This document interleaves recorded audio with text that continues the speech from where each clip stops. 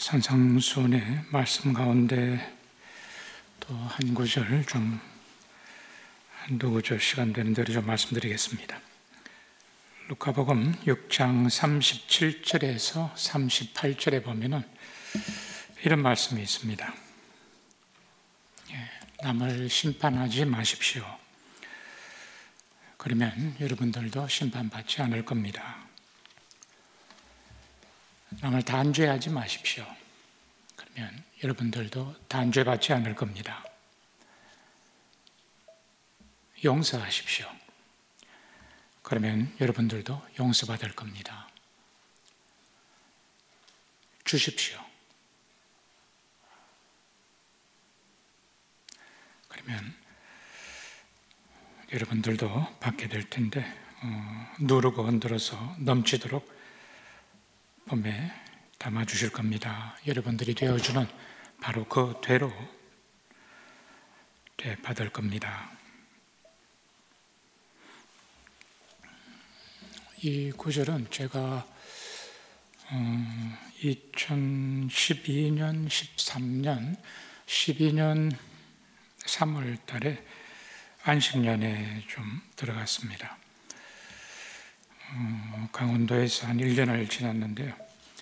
2013년 이제 3월까지 만 1년을 강원도에서 있었고, 그곳에 있는 중에 마지막 무렵에 이제 사도직 파견을 받았습니다. 안식년 지내는데 이제 연락이 왔습니다. 신부님 수원에 말씀의 집으로 피정집으로 가서 소임을 하십시오. 그래서 이런 연락을 받았습니다. 그래서 이제 지난 2012년부터 해서 13년까지 3월까지 이제 쭉 되돌아보면서 지난 1년 동안 하나님께서 뭘 해주셨나, 그래서 이렇게 이제 안식년 1년을 되돌아보고 정리했는데 제 마음에 제일 크게 남아 있었던 성경 구절을 이렇게 쭉 되돌아보면서 이 성경 구절이었습니다.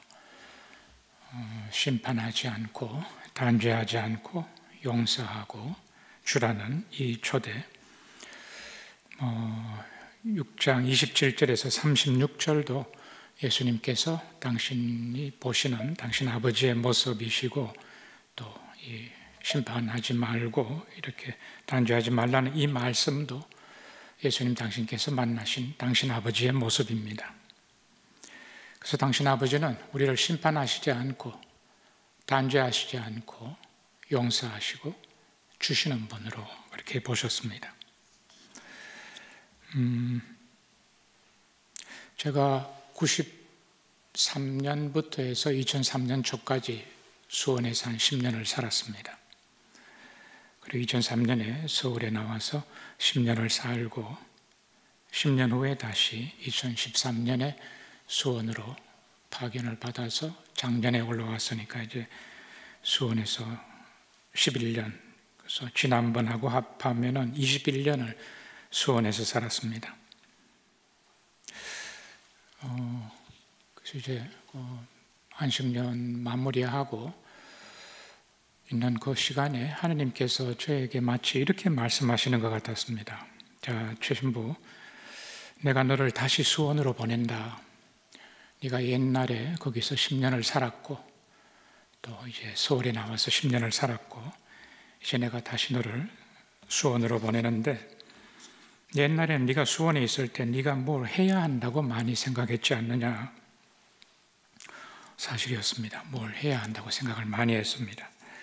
뭐 준비되어 있는 것도 없고, 그래서 뭘 해야 한다고 생각을 많이 했었는데, 하나님께서 하시는 말씀은 지금 내가 다시 너를 수원으로 보내는 것은 뭘 하라고 보내는 것은 아니다. 어쩌면 하지 말라고 보낸다. 네가 해야 하는 것이 있으면 딱 한 가지 있다. 그것이 무엇인가 하면은, 네가 해야 하는 것은 너는 아무것도 하지 말고 내가 어떤 존재인지만 보거라. 그래서 하나님이 어떤 존재인가 하는 것, 그 당시 안식년 1년을 마무리하면서 제일 크게 제 마음에 남아있던 구절이 이 구절이었습니다. 심판하지 않고 단죄하지 않고 용서하고 주라는 저 말씀. 하느님이 내가 이런 존재라는 사실, 너는 내가 이런 존재, 심판하지 않고 단죄하지 않고 용서하고 주는 존재라는 이 나만 보고 있거라. 이것도 왜 나머지는 다 내가 알아서 한다.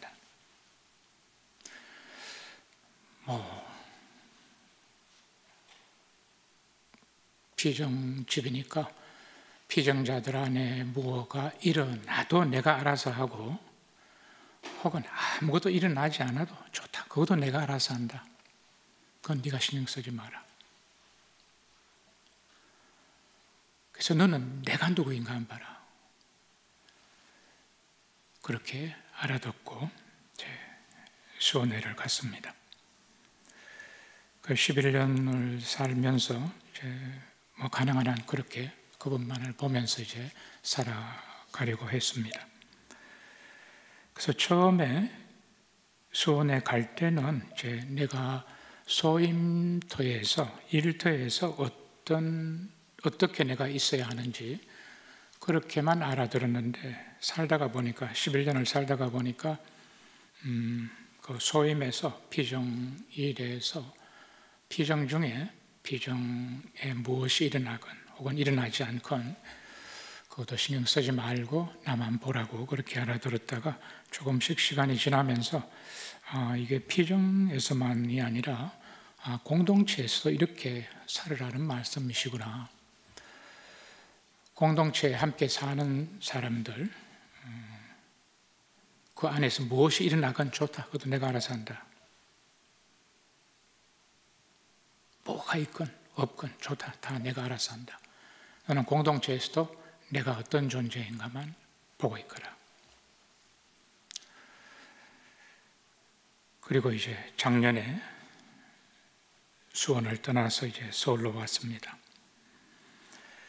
서울로 와서 이렇게 쭉 지나다가 보니까 그 말씀을 내가 알아들었던 것보다 사실 하나님께서는 더 많은 것을 나한테 요구하고 더 많은 것을 나한테 바라셨구나. 그것을 지금 느끼게 됩니다. 그래서 내가 만나는 사람들에게 무엇이 일어나건, 네 일에서 무엇이 일어나건 일어나지 않건, 혹은 공동체에서 무엇이 일어나건 일어나지 않건 다 내가 알아서 하는데, 지금 알아듣는 것은 더 좀 넓어졌습니다. 제 전 존재를 요청하시는 것 같습니다. 지난 시간에 말씀드렸듯이 네가 어떤 사람이건 좋다. 너는 나만 봐라.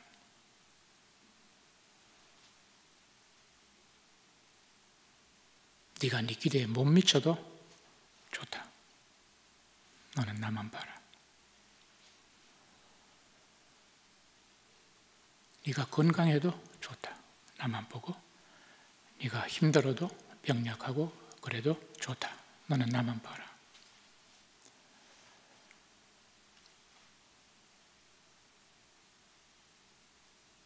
그래서 내가 만나는 사람이나 어떤 일 안에서의 어떤 그런 상황에서 하느님만 바라보라는 이 초대가 아니라 마치 예수님께서 복음에서 제일 큰 계명에 대해서 말씀하실 때 마음을 다하고 목숨을 다하고 정신을 다하고 힘을 다해서 하나님을 사랑하고 이웃을 자기 자신처럼 사랑하라고 말씀하셨듯이 제 모든 것을 다해서 내 삶의 어떤 상황이건 어떤 순간이건 내가 무엇을 하건 하지 못하건 내가 내 기대에 얼마나 미치건 미치지 못하건 아직도 간절히 바람에도 불구하고 너에게 허락되지 않은 것들 그때도 네가 어떤 시간을 지나가건 어떤 상황을 지나가건 너는 내가 어떤 존재인가만 바라보고 있거라.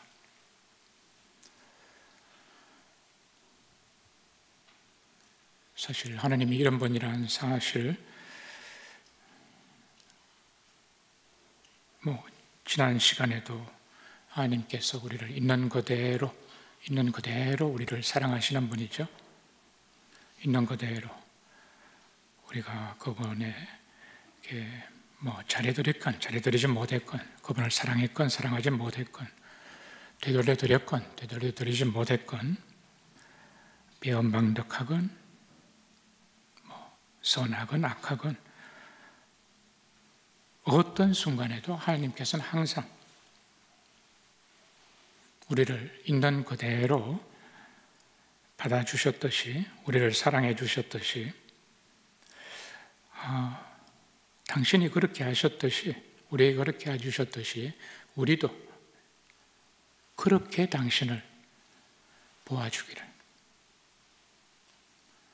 내 기대가 떨어지건 이루어지건 이루어지지 않건 나한테는 중요하겠지만 이거보다 더 중요한 것이 있다는 사실, 즉 당신이라는 사실을 계속 그분만을 바라볼 수 있도록 이렇게 초대하시는 것 같습니다. 그래서 내 삶의 한 부분으로만, 내 일터에서만, 이웃들과의 관계에서만 하나님을 이런 분으로 보고 듣고 받아들이는 것이 아니라 내 삶의 전 영역에서, 내 삶의 일부분이 아니라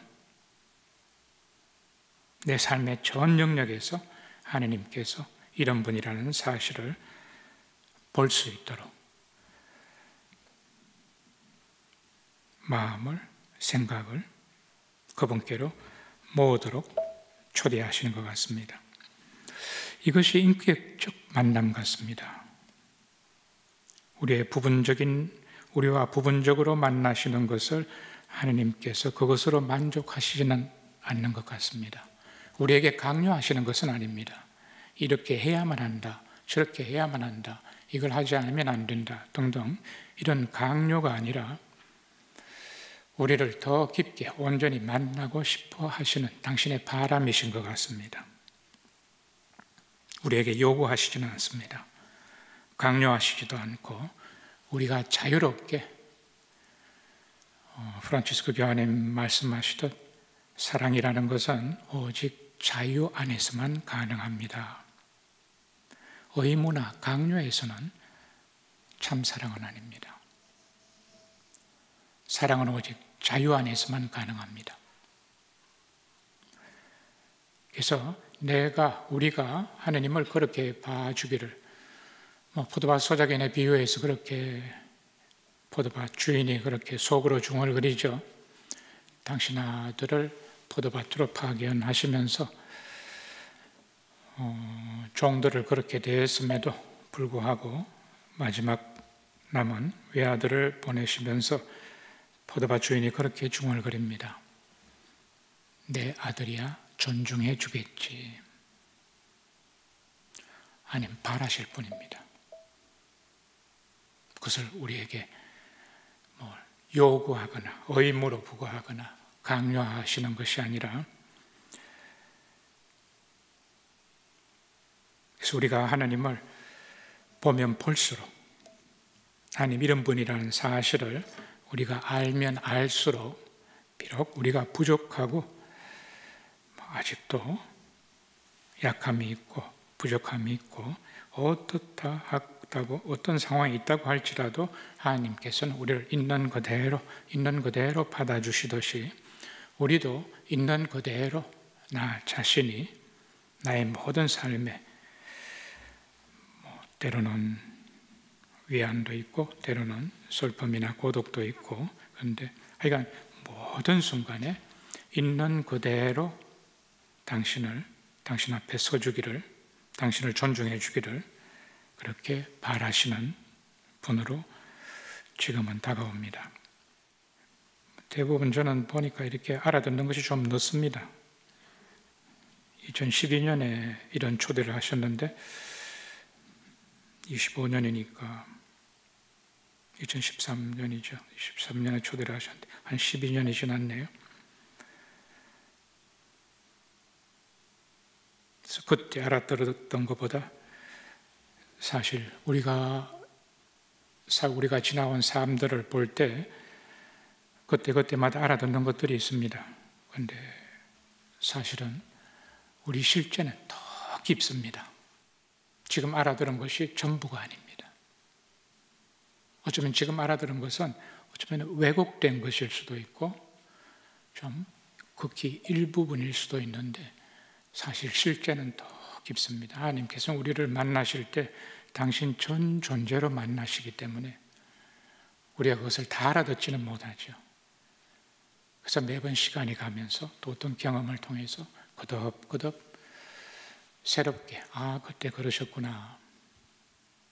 마치 제가 1983년에 제가 자격이 없지만 그래도 지금 이렇게 부족해도 허락하신다면 제가 조금은 더 살아보고 싶습니다 하고 제 수련장 신부님과 지구장 신부님에게 말씀을 드렸는데 저는 그때는 몰랐습니다. 그런데 나중에 20년, 21년 아마 이때쯤 되어서 그때 내가 수련장 신부님하고 지구장 신부님한테만 이렇게 말씀을 드렸다고 생각을 했는데 한 3, 40년 뒤에 이렇게 돌아보니까 그때 하느님도 듣고 계셨구나. 이렇게 한 3, 40년이 지나서 겨우 알아듣게 되는 이런 시간도 있습니다. 그래서 우리의 경험은 사실 우리가 알아듣는 것보다 훨씬 깊습니다. 지금 현재 우리가 알아듣는 것도 많지만 어쩌면 이게 끝이 아니라 하나님께서는 당신 전 존재로 우리를 만나시기 때문에 우리의 삶에 더 깊은 의미들이 흐르고 있습니다. 이것을 계속 우리가 되찾아가는 것이 우리 신앙의 여정이고 우리 인간 삶의 또 더 성장이고 그런 것이 아닐까 생각합니다. 그리고 마지막으로 한 가지만 더 좀 말씀드리겠습니다. 마태복음 5장에서 7장까지가 이제 산상수훈의 그 가르침인데 마태복음 산상수훈 마지막 대목이 7장 28절에서 29절입니다. 그래서 이 바로 전 부분이 내 말을 듣고 실행하는 이는 모두 자기 집을 반석 위에 집을 지은 사람과 그는 슬기로운 사람과 같지만 내 말을 듣고도 실행하지 않는 사람은 모래 위에 집을 지은 그런 어리석은 사람과 같습니다 하는 이 가르침으로 이제 산상수훈이 마치는데 이 예수님의 5장에서 7장까지의 이 가르침을 쭉 듣고 나서 군중들이 보여주는 반응이 있습니다. 그 군중들이 보여주는 반응이 마태복음 7장 28절에서 29절입니다. 그래서 여러분들도 나중에 시간이 되신다면 5장에서 7장까지 한번 천천히 한번 읽어보시기 바랍니다. 그래서 예수님께서 이 산 위에서 이런 가르침을 다 마치셨을 때 이 가르침을 들은 군중들이 아주 몹시 놀랐습니다. 그분의 가르침에. 왜 놀랐는가 하면은 이분의 가르침이 자기들의 율법학자들이 가르치는 것과 달리 권위가 있었다고 합니다. 그래서 율법학자들이 가르칠 때와 다르게 예수님께서 이 산상수훈의 말씀들을 쭉 다 하셨을 때 군중들이 아주 몹시 놀랐고 이분의 가르침은 자기들의 율법학자들과 달리 권위가 있구나 하고 이렇게 느꼈다고 마태복음서가는 전해줍니다. 그래서 제가 아마 이분 소개했을 겁니다. 제리 아바클이라고 우리가 진정한 변화에 이르기 위해서는 혼돈을 지나가야 합니다 하고 말씀드렸던 분입니다. 그 신부님이 그 수사님이 이런 말씀을 하셨습니다. 복음에서 이 지금 군중들이 느끼는 이 권위, 즉 복음의 권위는 어떤 지식이나 학식이나 어떤 학위에서 나오는 것도 아니고 어떤 가문이나 어떤 다른 어떤 것들에서 나오는 것이 아니라 복음의 권위는 복음을 살아가는 그 삶이 그 사람의 이야기와 행동과 그분을 권위 있게 하는 겁니다.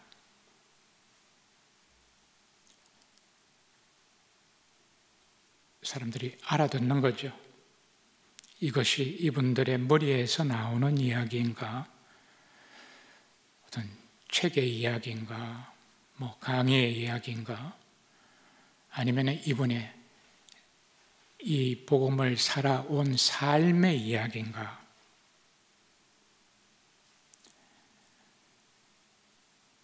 예수님의 말씀은 이렇게 힘이 있습니다. 권위가 있습니다. 살아 있습니다. 자기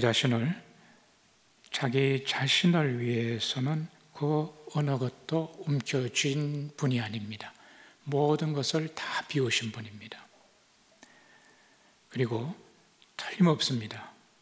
복음에서 예수님께서 우리에게 이렇게 살아가십시오 하고 초대하시는 말씀들은 하나 예외 없이 예수님께서 먼저 그렇게 사시지 않았던 것을 우리에게 초대하시는 말씀은 없습니다.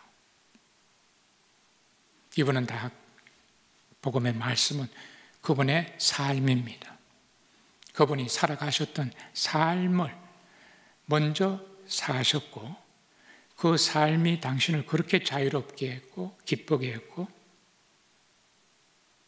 생기 있게 한 것들, 이런 것들을 우리에게 전하시는 겁니다. 그래서 복음에 우리가 예수님이 어떤 분이신지, 예수님의 아버지가 하나님이 어떤 분이신지 알려면은 거듭거듭 복음 앞에 서야 합니다. 복음 앞에 귀 기울여야 합니다. 경청해야 합니다. 그래서 내가 무엇을 이렇게 분석해내고 내가 무엇을 이렇게 얻고 이런 것이 아니라, 내가 얻는 것이 아니라 그분께서, 살아계신 그분께서 우리에게 직접 말씀하실 수 있도록 우리 마음이 그 복음 앞에 있어야 합니다. 그래서 가능한 한 생각은 많이 하시지 말고 그분께서 먼저 우리에게 말씀하실 때까지, 어쩌면은 루카복음 원수를 사랑하라는 대목도 제가 읽으려 했을 때는 저를 그렇게 고통스럽게 했습니다. 도저히 나한테는 이런 힘이 없다는 사실, 그것도 무의미하지는 않죠. 제가 이렇다는 사실을 제가 보게 되었으니까. 그런데 그분께서 나에게 들려주시도록, 복음이 나에게 말을 걸어오도록 그때까지 기다려야 합니다. 그래서 거듭 예수님께서는 지금도 우리를 기다리고 계시죠. 하나님도 그러시고, 우리가 변화되는 것이 쉽지는 않습니다. 하지만 불가능하지도 않습니다. 성경에서 예수님을 만난 많은 분들, 또 우리 교회에서 성인 성녀들의 삶들, 그래서 지난번에도 말씀드렸죠. 우리가 세상에 너무 노출되어 있기 때문에 특히 이런 스마트폰이나 TV나 성인 성녀들의 삶을 좀 보십시오. 교황님께서 그렇게 초대하셨습니다. 이 세상의 삶이 아니라 이 세상 너머에 하나님 나라와 예수님과의 관계를 살아갔던 분들의 삶에 좀 관심을 가지고 성인전들을 좀 보십시오 하고 초대하셨습니다. 그래서 산상순의 말씀 여기까지로 오늘은 좀 마치겠습니다. 혹시 질문하실 거 있습니까? 그러면 그러면은 준비되는 대로 미사 봉헌하겠습니다. 영광이 성부와 성자와 성령께 전과 같이 이제와 항상 영원히 아멘. 성부와 성자와 성령의 이름으로 아멘.